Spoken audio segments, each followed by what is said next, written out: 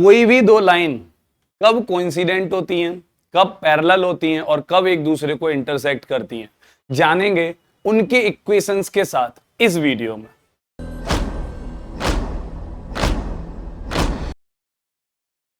कैसे हो मलूक बच्चों?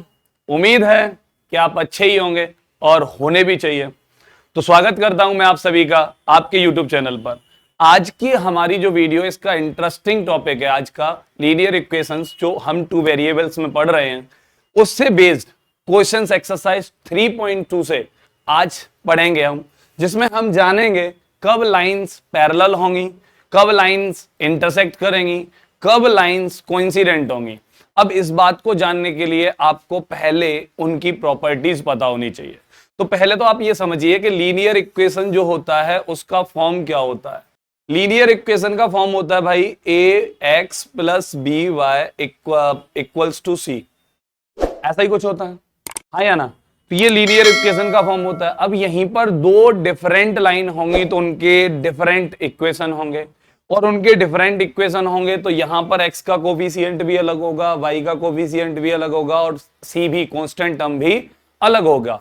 अब ये सारे आपके टर्म्स अलग अलग होंगे अलग अलग लाइंस के लिए, ठीक है। तो डिफरेंट लाइंस होंगे तो कोफिशिएंट भी डिफरेंट होंगे, सिंपल सा फंडा है। और वहीं पर तभी हमें पता चलेगा कि कब लाइन कोइंसिडेंट करेंगी, कब लाइन पैरेलल होंगी और कब लाइन इंटरसेक्ट करेंगी।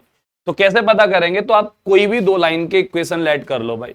तो let first line is a1x plus b1y, ठीक है, equals to c1, and second line is a2x plus b2y equals to c2, या आप minus plus c1 equals to 0 लिख सकते हो, प्लस c2 इक्वल्स टू 0 लिख सकते हो। अब यहां पर दो लाइन के इक्वेशन हो गए, ठीक है। अगर किसी भी केस में a1 upon a2 equals to b1 upon b2 equals to c1 upon c2, अगर ऐसी कंडीशन दे रखी है जहां पर x के कोफिशिएंट्स का रेशियो, y के कोफिशिएंट्स का रेशियो और कांस्टेंट टर्म्स के कोफिशिएंट्स का रेशियो अगर इक्वल हो, उस केस में लाइन जो होंगी वो कोइंसिडेंट होंगी। कैसी होंगी? कोइंसिडेंट होंगी, ठीक है। तो ये होगा उस केस में आपका कोइंसिडेंट, ठीक। अगर यहीं पर आपका a1 upon a2 equal to b1 upon b2 but not equal to c1 upon c2, अगर ऐसा दिखाई दे आप लोगों को जहां पर x के कोफिशिएंट्स का रेशियो और y के कोफिशिएंट्स का रेशियो तो इक्वल हो, लेकिन कांस्टेंट टर्म्स के रेशियो के इक्वल न हो, उस केस में लाइन जो होंगी वो पैरेलल होंगी। कैसी होंगी? पैरेलल लाइंस होंगी, ठीक है। ये पैरेलल लाइंस होंगी आपकी इस कंडीशन में। अगर यहीं पर आपका क्या हुआ, a1 upon a2 equal not b1 upon b2, अगर ऐसा हुआ तो समझ जाइएगा कि इस केस में लाइन क्या करेंगी, एक दूसरे को इंटरसेक्ट करेंगी। क्या करेंगी? इंटरसेक्ट करेंगी। तो हमारे पास इक्वेशन होंगे, जो भी इक्वेशन होगा उस इक्वेशंस को हमें देखना है और उनमें क्या फाइंड करना है हमें। सबसे पहले a1x plus b1y plus c1 equals to 0, इससे आपको कंपेयर कराना है। कंपेयर करने के बाद में क्या होगा?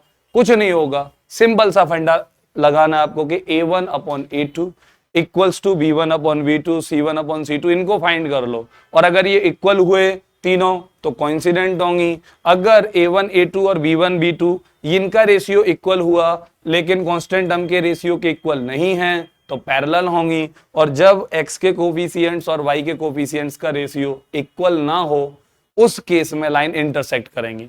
अब इसी को समझिएगा, इसी को बोलते हैं हम क्या क्या, इसको और बोलते हैं लाला, जहां इंटरसेक्ट कर रही हैं इसको बोलते हैं वन सॉल्यूशन। कोई भी दो लाइन हो, उन लाइंस का अगर इंटरसेक्शन संभव है, अगर इंटरसेक्ट कर रही हैं, तो उस केस में उनका जो सॉल्यूशन होता है, उन दोनों इक्वेशंस का सॉल्यूशन जो होता है, इसे बोलते हैं हम सिंगल सॉल्यूशन या वन सॉल्यूशन, ठीक है।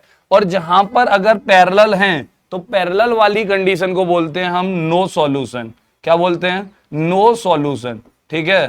तो जब लाइन पैरेलल होंगी उस केस में क्या रहेगा आपका? नो सॉल्यूशन रहेगा। मतलब क्या है इस बात का कि इन दोनों लाइन से x और y की कोई भी वैल्यू निकलकर नहीं आएगी, कभी फाइंड ही नहीं कर सकते आप x और y का वैल्यू। और जब आपका a1 upon a2 equals to b1 upon b2 equals to c1 upon c2, जब कोइंसिडेंट हो लाइन, उस केस में क्या होगा, आपके इन्फिनिटी सॉल्यूशंस होंगे। क्या होगा, इन्फिनिटी सॉल्यूशंस होंगे। ठीक है, इस केस में आपके इन्फिनिटी सॉल्यूशंस होंगे। तो दोनों बातें समझ में आ गई होंगी। जब लाइन कोइंसिडेंट करेंगी मतलब इन्फिनिटी सॉल्यूशंस हैं, जब लाइन पैरेलल होंगी मतलब आपका नो सॉल्यूशन है, और जब लाइन इंटरसेक्ट करेंगी उस केस में सिंगल सॉल्यूशन होगा, वन सॉल्यूशन होगा। इससे क्या पता चलता है, वन सॉल्यूशन का मतलब है एक्स और वाई की जो वैल्यू निकल कर आएंगी वो एक एक, सिंगल एक्स का एक वैल्यू निकल कर आएगा, वाई का भी एक सिंगल वैल्यू निकल कर आएगा, उसे बोलते हैं वन सॉल्यूशन।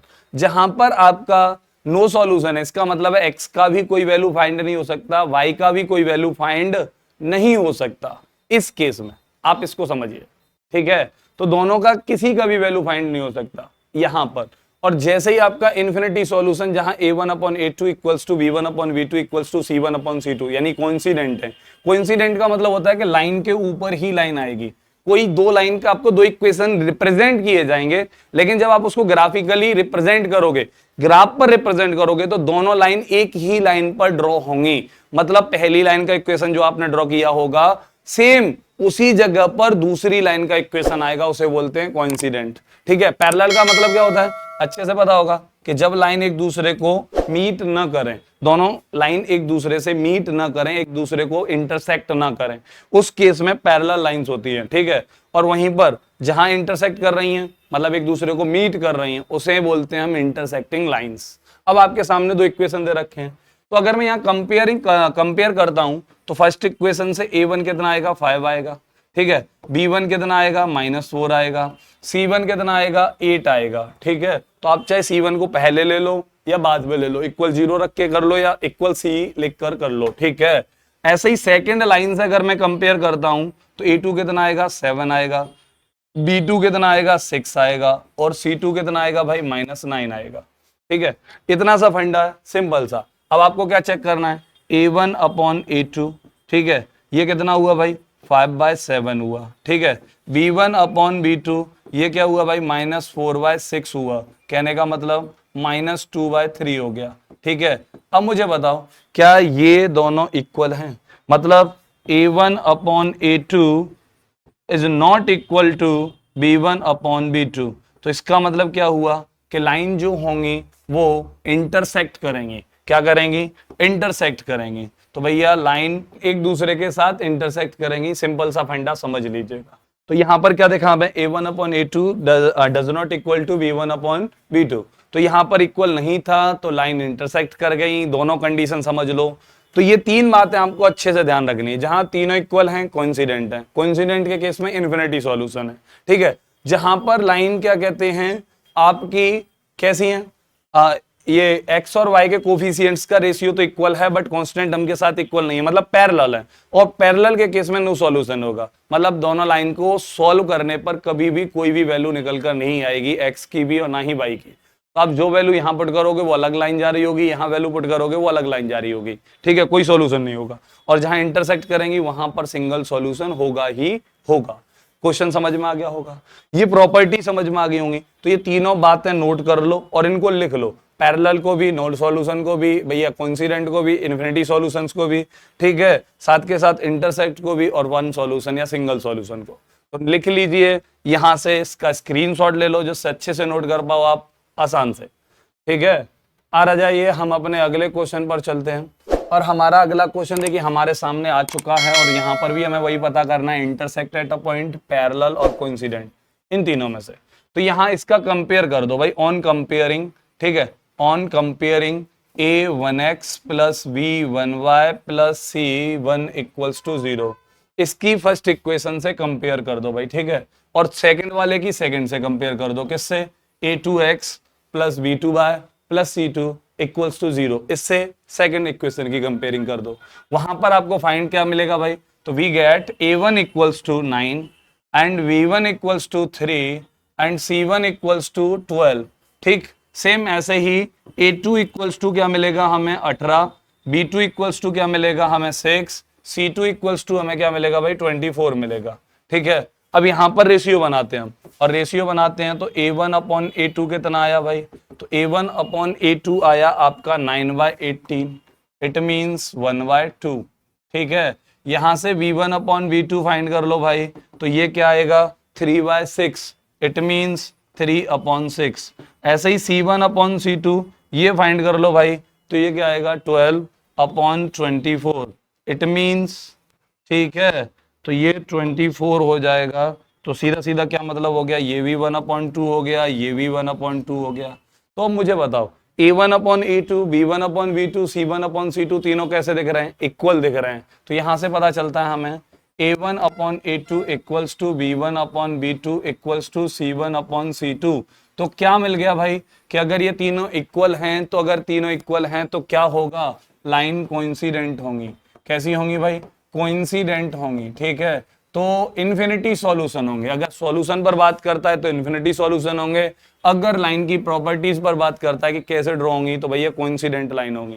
कैसी लाइन होंगी, कोइंसिडेंट। तो हमने क्या किया, सिर्फ कोफिशिएंट्स का कंपेयरिंग किया, कंपेयर करके कोफिशिएंट्स निकाले, उनका रेशियो अलग अलग निकाला। अब रेशियो को चेक किया तो तीनों इक्वल मिले। तीनों इक्वल मिलने के बाद में हमने क्या किया कि भैया पता किया कि तीनों इक्वल होते हैं तो वहां लाइन कोइंसिडेंट होती है। कैसी होती है, कोइंसिडेंट होती है। क्लियर है, इतनी सी बात आपको समझ में आ गई होगी। और अगर आ गई है तो चलते हैं अपने अगले क्वेश्चन पर। अगला क्वेश्चन सेम ऐसे ही है, यहां पर भी कंपेयर कर लो भाई। तो देखो ये A1 हो गया कितना 6, B1 कितना हो गया भाई -3, ठीक है, C1 कितना हो गया भाई 10 हो गया।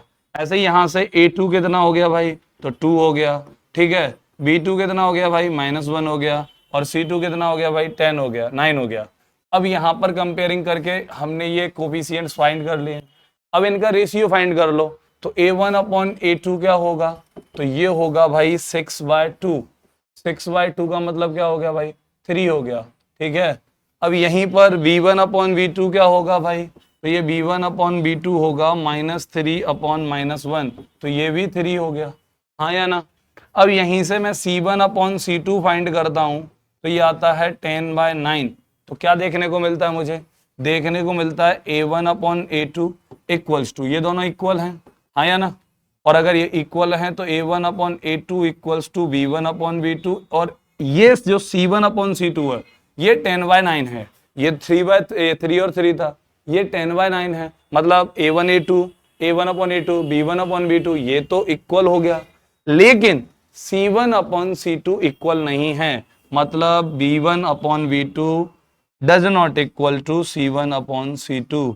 और जहां पर x और y के कोफिशिएंट्स इक्वल थे बट कांस्टेंट टर्म के इक्वल नहीं थे, उस केस में क्या कंडीशन थी हमारी, तो लाइन कैसी होंगी, पैरेलल होंगी। कैसी होंगी भाई, पैरेलल होंगी, ठीक है, पैरेलल लाइंस होंगी आपकी। क्लियर है, इतना समझ में आ गया होगा। वही तीन प्रॉपर्टी हैं, जहां तीनों कौन रेशियो इक्वल हों तो उस केस में कोइंसिडेंट हो गई। जहां फर्स्ट टू इक्वल हो, मतलब एक्स और वाई के कोफिशिएंट्स का रेशियो इक्वल हो, कांस्टेंट टर्म के इक्वल ना हो, तो पैरेलल हो गई। और जहां पर A1/A2 does not equal to B1/B2, उस केस में क्या होंगी, इंटरसेक्ट करेंगी। क्लियर है, तो तीनों क्वेश्चंस हमने समझ लिए, तीनों प्रॉपर्टी हमने समझ ली अच्छे से।